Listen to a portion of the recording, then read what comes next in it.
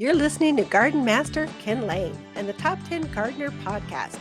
Welcome to the Top 10 Garden Show.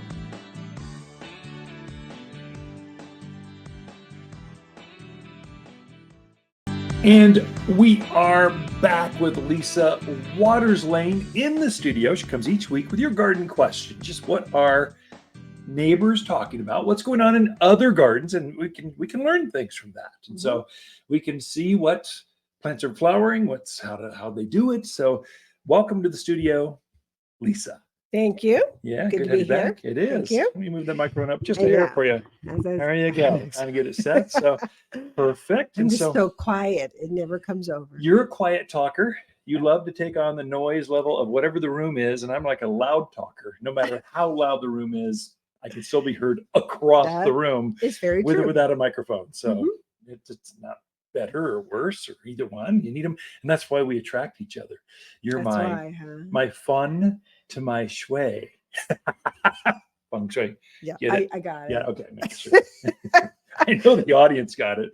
All right. So questions. Sure. What is happening out there in the gardens? Oh, lots of stuff. So our first question is from Alan in Prescott Valley. He has an older, mature Raywood ash. Half that tree seems to be dying out. So it's losing its leaves. The branches are getting brittle. Just kind of what could be causing that? Anything you can do? What do you think? Those are all precursors to death. You should be worried. So, but you're picking up on it because you're a gardener and you saw it and you kind of go, no, what's going on? So that half of the tree, the roots on that side is something's going on. I don't know what, but I can show you a couple things or mention a couple things that are highly likely. One, gophers, they can eat roots of plants, and as they eat the roots off, the stress will be seen on the top layer of that tree. So don't let, and you'll see mounds of dirt around the tree. And they can be all around the tree, but they've done more damage on that side where you're seeing the brittle or it's not as active, that kind of thing. Grubs, there's a white kind of C-shaped worm that gets in there. It's a larva stage of beetles, basically. And so they live in the ground for a couple of years, eating the roots of trees. Raywood ash is a favorite. So they could be doing that. So if you don't see mounds, you might dig a test hole. Just see what's down there. Just a small hole, anywhere. And if you see even one grub, come talk to us. We have a grub killer. It's called Grub Killer. It's not very original. Highly effective.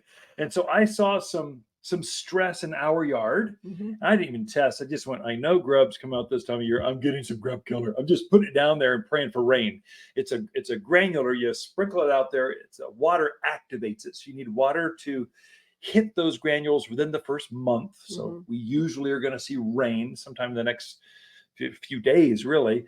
So it'll activate it, go through the soil, takes out grubs. So if it's one season, one application treats a whole season. So it's an easy one. So watch for that. And then you get into the really weird stuff. So it could be watering. Just the water, when it was smaller, your irrigation did great. And as it has grown and the roots have grown out, now the roots are not as balanced with your irrigation cycle. Could be that. That's an easy tune-up. Just add an emitter or two, or take a soaker hose, or just water it by hand some. For now, the tree is stressed. No matter what, you should fertilize that thing with two things. One, most important, humic, Humic. Humic is humic acid. It's a granular, it looks like coffee grounds, only it actually does a lot of good in the soil. So it invigorates the soil so that tree wants to root, kind of goes, oh, I want to root out here. This is pretty amazing. You've got damage up there because there's some stress on that side of the roots. There's not enough roots on that side of the tree to support the growth. And so you need to get it to re-root. And it may not have roots because of gophers, grubs, and other things. So that'll help it to re-root. And then fertilize it. Just get it some nutrients. And so a 744 all-purpose plant food. It's a natural granular food you sprinkle out there at the same time. Well, Ken, which one goes on? I was going to ask first, Alan. Like, what do you do first? It doesn't matter. Either one. Just put them down activate it by water and just make it all go. So that'll help you with two things. It'll help it to add some more foliage, grow some more roots, and it will increase that beautiful purple color that raywood ash is so famous for, usually at the end of October through November. So you got a few months of that, but you're setting the stage for great looking color. Stressed out trees have muted off colors. Strong, healthy trees have this beautiful autumn color that just like you got to stop and admire the foliage. You have to collect the leaves and go, wow, these are so special. I can't believe creation can make this kind of color purple or dark, rich, deep red on a raywood ash. So there you go, Alan. You got the solution. Come see us for more. Okay. Next question is from Lindsay out in Chino. She wants to know, and I want to know this too, because I don't know the answer. Can pre-emergent be used in an existing lawn? Oh, Lindsay. Sure. Yeah, it's a great question, Lindsay. Great question. And the answer is absolutely yes. It is actually highly effective. Now, the best way to keep weeds out of a lawn is have a nice, thick, healthy lawn. So if you've got some weeds, that just means the grass is not choking out everything else.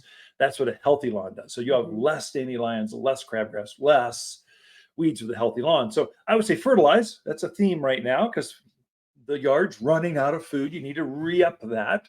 So get the grass to grow, but then you can use a granular pre-emergent on that grass, and any weed seed that happens to land inside that lawn, it will not germinate. Yet it doesn't affect the grass that's already growing. That's the beauty of weed preventers. You can use it throughout your rose bed. You can use it in the flower bed. You can use it over your lawn, and it's going to eliminate any seed that blows in. Chino Valley's famous for their wind. The tumbleweeds roll across that valley, hit a barbed wire fence. They create a ramp. They just keep piling up until they start launching over the fence. Yeah. So that's every time they roll, you're getting more seed. And so every kind of weed has their own seed and how it spreads. It will keep those from germinating. And most weeds are actually annuals. They come back every year by seed, not by the roots. So perennials, they come back from last year's root, and they come up and become even bigger and stronger. Weeds don't do that. Weeds are typically an annual. That is, they're going to reseed themselves, and that's why they're so prolific, and that's why they love to get in this nice, rich, moist lawn area and germinate. So if there's any open spot in the lawn, you're going to have weeds show up. So just keep that from going on. So best to keep the lawn healthy, keeps the weeds out. You can use the pre-emergent, I would say, unless you're thinking about reseeding or overseeding. Yeah, but she's got an established lawn. Unless you're going to extend it or something. Yeah, it's going to keep all seed, including grass seed, from germinating. But I assume you've got a pretty healthy lawn, Lindsay. And so we're just trying to increase the vigor of the lawn that's there and then keep everything else out. Okay. Next question is from Dan in Prescott. He actually lives out Williamson Valley area.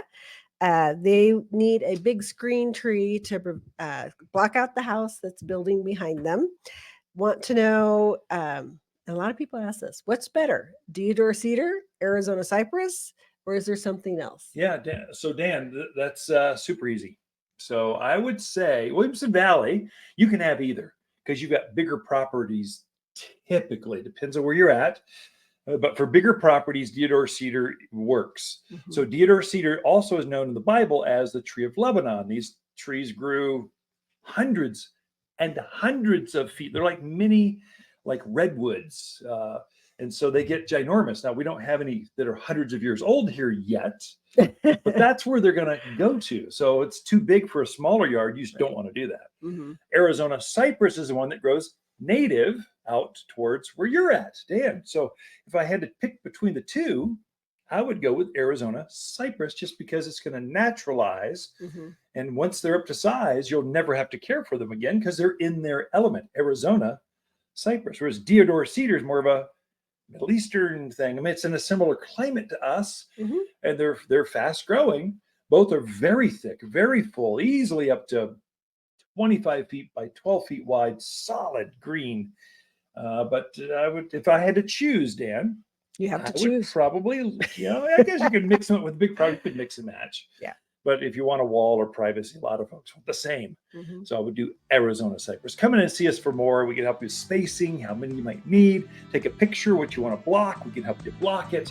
This is what we do for a living and have fun at it. Plant summer shade with the best trees.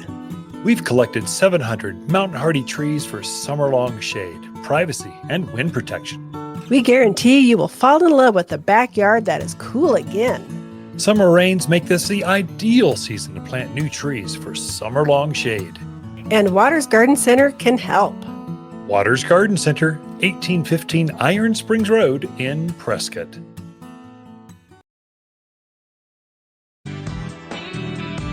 You're listening to Ken Lain, aka the Top 10 Gardener. Ken can be found throughout the week in Prescott at Waters Family Garden Center. Listen daily as he answers the top 10 questions of the week, streaming on Apple, Google, Spotify, or wherever you download your podcasts.